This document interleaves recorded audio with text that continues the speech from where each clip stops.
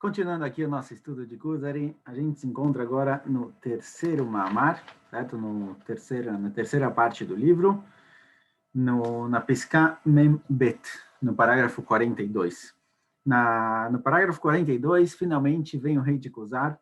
Ele já falou um pouquinho isso, mas de qualquer jeito, ele fala, olha, eu não tenho mais argumentos, não tenho mais o que dizer. Você me provou completamente que existe a Torá escrita, existe a Torá oral é obrigatória, não tem como entender a Torá escrita sem a Torá oral. Concordo. Aceito tudo o que você falou. Porém, o Kuzari, ele tem uma pergunta. Ele fala o seguinte, olha, entendo, concordo com você, aceito tudo que você me falou até agora, mas tem alguns pratim, tem alguns detalhes. Eu tenho aqui e ali uma perguntinha que muitas vezes eu não entendo. Eu acho que os Karaim estão mais corretos nesse ponto.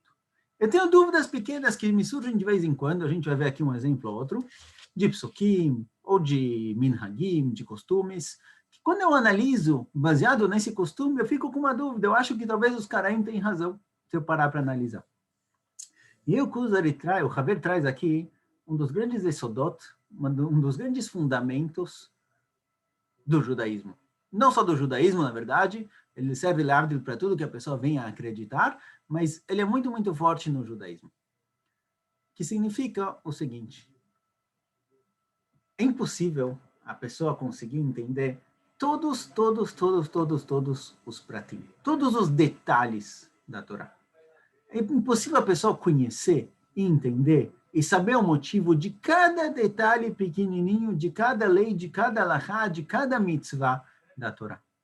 É muito difícil chegar na conclusão da veracidade de cada coisa pequena. Então é verdade, a gente tem dúvidas, a gente tem perguntas, nem sempre está tudo claro, a gente tem perguntas de como pode ser que coisas ruins acontecem, e às vezes a gente passa por uma situação em que a gente se pergunta como pode ser que isso aconteceu comigo, e às vezes aparecem coisas, mitzvot, ou dinim que aparecem na Gemara, que às vezes a gente se pergunta como pode ser que a Torá fala para fazer alguma coisa dessas. São dúvidas que surgem aqui e ali, realmente. Mas fala o Haver o seguinte, olha, essas dúvidas, elas são aceitáveis, são boas perguntas. Se você tem perguntas, você pode perguntar, não tem problema.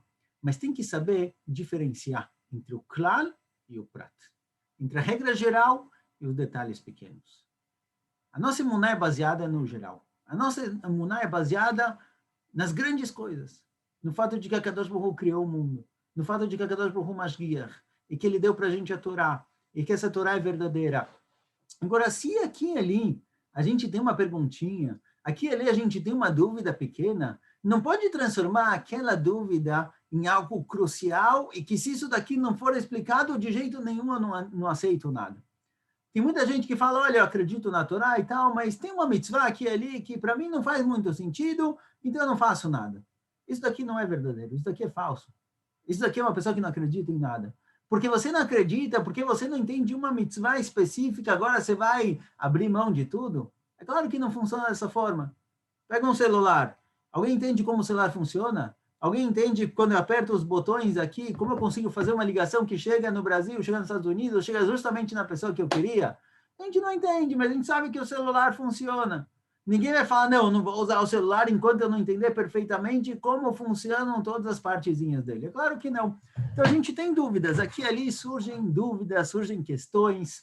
Mas fala o Haver para o Kuzari, olha, se você tem uma dúvida de um passuco, outro passuco, uma mitzvah, isso daqui não é motivo para learer, para desfazer toda a sua emuná. Certo? Então, tá bom, pode ser que tem psukim, que você não vai entender direito. Pode ser que tem psukim que você vai falar, olha, os Karaim parecem mais corretos nisso.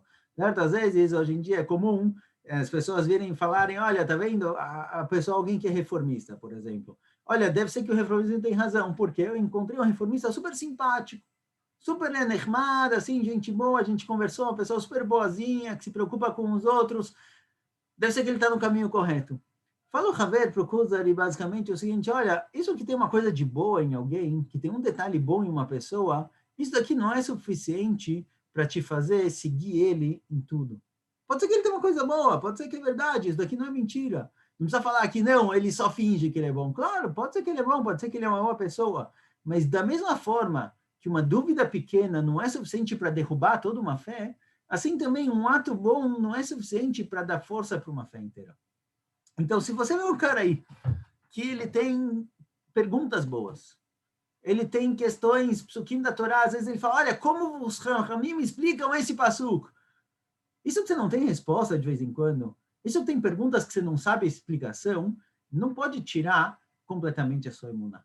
Não pode te desconectar completamente da emuná completa do judaísmo. Então, vou pegar aqui um exemplo que ele traz mais para frente, certo? O Haver basicamente fala para o Kuzer, olha, tá bom, você tem dúvidas aqui e ali, deixa quieto. Isso daqui não é problema, você não pode abrir mão de toda a sua emuná porque tem um detalhe específico que você não entendeu. Já vou entender exatamente por que isso acontece com muita gente, mas de qualquer jeito, o Kuzari fala, olha, mas eu tenho perguntas, tem perguntas que me incomodam, eu quero entender. E o Haver fala, claro, sem problema. É óbvio, é claro que se você tem uma pergunta que ela incomoda e te atrapalha, isso daqui te atrapalha em tudo, tem que ser perguntada. Na teoria, no original, a priori, não deveria uma pergunta pequena atrapalhar toda a Avodat Hashem da pessoa, certo? Alguém que ele tem uma vida inteira boa, tem tantas coisas boas na vida, e ele tem um problema, ele tem uma dificuldade, ele passou por um sofrimento, a partir disso, pegar isso daqui, crescer isso e falar que, olha, minha vida é horrível por causa de uma coisinha pequena que deu errado, isso daqui não é motivo, isso daqui não é a forma correta de viver, tanto no dia a dia quanto nas mitzvot. Então, fala, olha, essa mitzvah aqui eu não gosto muito, eu não entendo ela direito. A partir de agora você vai abrir mão de tudo, com certeza esse não é o caminho correto. Mas, de qualquer jeito, o Kuzer insiste, fala, olha, eu tenho perguntas, tenho dúvidas, eu quero saber a resposta. O Haver fala, claro, sem problema. Se tem uma dúvida específica, vamos sentar e vamos conversar com ela. E a dúvida que ele levanta aqui é uma que a gente já discutiu no passado, que é o Pasuk Ain Tachatayim. Na Torá está escrito, certo? Esse é um dos grandes psukim que incomodavam os Karaim e fizeram eles largarem a Masoret, a tradição judaica, que o Pasuk diz que alguém prejudica o outro, ele tem que sofrer Ain Tachat Ain, Shen Tachat Shen, olho por olho, dente por dente. Se você machucou alguém, você tem que receber exatamente o mesmo machucado. Isso que Rahamim vieram e transformaram o castigo em um pagamento? De onde eles tiraram uma coisa dessas? Então o Haver explica para ele o seguinte, olha, primeiro, vamos só recapitular. Isso que você tem uma pergunta, isso que você não entende de onde a Gumará tirou determinado estudo, como a Gumará transformou olho por olho em pagamento, isso é uma dúvida, cabível, aceitável. Por causa disso, largar toda a Masoret, por causa disso, largar toda a tradição e falar que não existe Torá Shebap, que a Torá Shebap é uma grande invenção, mas não. Às vezes tem casos que a gente vê por aí, notícias de Rabanim que fizeram coisas erradas. Acontece. Rabanim também tem Etzarim, também tem Etzerá. Então, porque um rabino fez uma coisa dessas, ou porque uma pessoa específica você viu que ele é corrupto, agora você vai falar que todo mundo é assim, que nada vale, que ninguém faz nada de verdade, que é todo mundo fingido? Não, não funciona dessa forma. Existem pessoas com problemas, existem pessoas que caem, tá bom? Isso daqui não vai motivo para a gente julgar agora todo o resto. Mas de qualquer jeito, falo, Javier, se tem uma pergunta com relação a isso, eu vou te explicar. É inaceitável que a Torá nos diga ainda da forma como está escrito. Não pode ser que alguém que prejudicou o olho de uma pessoa, ele tem que receber exatamente esse castigo. O olho dele tem que ser prejudicado. Ele furou o olho de alguém, que o olho dele seja furado. Ele cortou a mão de alguém, que a mão dele seja cortada.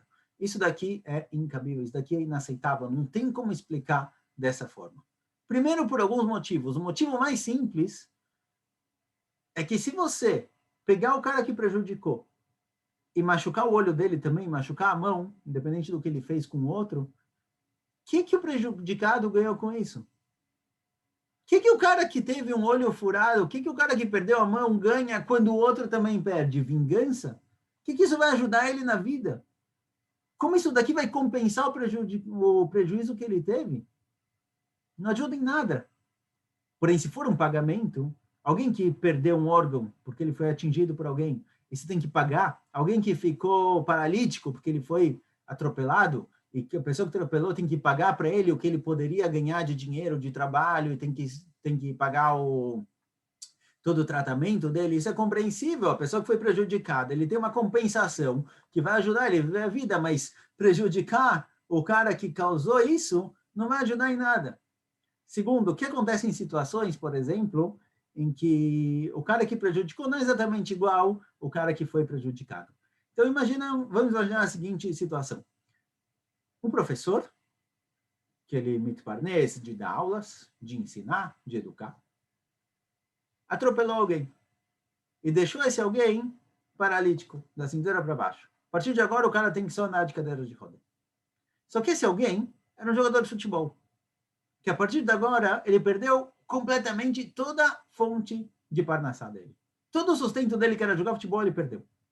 Se a gente fizer com o professor o que ele causou para essa pessoa, não é o mesmo pagamento. Óbvio que andar é importante, todo mundo quer andar, mas o cara que era jogador de futebol e aconteceu isso com ele, a partir de agora ele não consegue andar, ele não consegue correr, ele perdeu a vida. O professor não vai ser legal. Ele tem que andar de cadeira de rodas, com certeza não vai ser legal. Mas isso não mudou a vida dele, ele vai continuar dando aulas. Ele pode continuar fazendo o que ele fazia antes. Ou se, por exemplo, uma pessoa prejudicou outra e cegou o olho de alguém. Um olho. Só que essa pessoa que prejudicou, ele já era cego de um olho. A gente vai cegar o segundo olho dele. O outro tinha dois e perdeu um. Pelo menos ele consegue ver um pouco. Esse que só tinha um, se a gente cegar o segundo olho dele, ele vai ficar sem nenhum. Então, o que você faz? Você vai realmente pagar na mesma moeda? Não é a mesma moeda. Não é exatamente a mesma coisa. Por isso eu falo, Javier, olha, se você parar para analisar, se você parar para tentar entender, você vai ver que tem explicação. Que não faz sentido a Torá querer dizer realmente que você tem que pagar olho por olho, dente por dente, que o prejuízo que você causou tem que acontecer com você. Então eu falo, Javier, olha, eu te explico esse prato, eu te explico essa questão específica que você tinha dúvidas. Te expliquei, tá claro? Então realmente a Torá escreveu olho por olho, dente por dente, mas obrigatoriamente não tem como ser dessa forma. Então vem a Torá oral e nos explica qual é a maneira correta de entender a Torá. Então, vamos voltar agora, vamos entender por que isso acontece. Porque às vezes a gente pode ser que a gente tenha imuná, a gente tem fé, mas de repente um caso ou outro, uma pergunta ou outra, nos atinge tão forte. Então tem uma regra no Rambam que diz o seguinte, o Rambam fala que en klal baregesh ve en prat basechel. O sentimento, ele analisa de acordo com o que está na frente dele.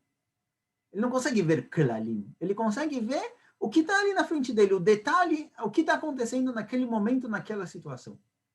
Então, se alguém machucou a pessoa, se alguém deu um tapa na cabeça da pessoa, o sentimento natural é de raiva. Vai tentar explicar que ele te deu um tapa porque ele viu que tinha uma mosca, ele tentou bater na mosca, ele acabou errando a mosca, ele bateu na cabeça da pessoa. Não adianta tentar explicar o que está acontecendo em volta. O sentimento ele é muito conectado com aquilo que está na sua frente, com aquele caso específico, com aquele momento. Em klal baregesh. O sentimento não consegue analisar as coisas de forma geral. Ele foca no detalhe que está na sua frente. Vem prat basechel.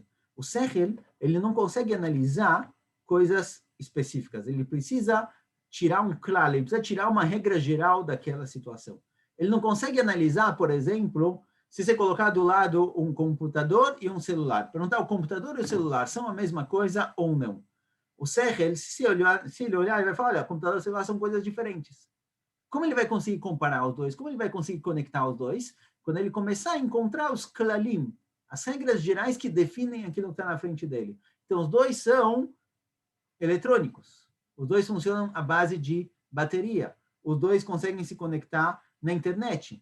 Ou seja, o Sechel, ele não vai conectar o computador com o celular pelo exterior, e sim pelo que tem por trás, sim pela regra geral que está por trás daquela questão, pela definição geral do que está na frente dele.